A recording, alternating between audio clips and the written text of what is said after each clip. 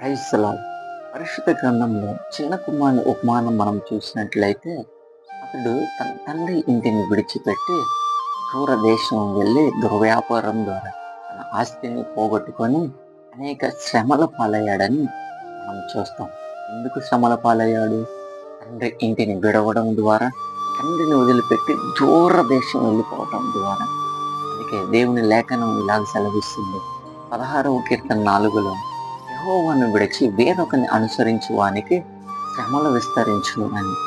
నీ జీవితంలో కూడా నువ్వు రక్షణ పొందిన వ్యక్తివయ్యింది దేవుణ్ణి విడిచిపెట్టి లోకాన్ని అనుసరిస్తున్నావేమో, దేవుణ్ణి వదిలి లోకాన్ని ఆశ్రయిస్తున్నావేమో. అది నీకు ఎంత మాత్రము క్షేమము కాదు, అది నీకు ఎంత మాత్రం భద్రత కాదు. కాబట్టి మరలా దేవుని చెంతకరా, మరలా దేవుని యొద్దకు రా. దేవుడు నీకు సమాధానం అనుగ్రహిస్తాడు.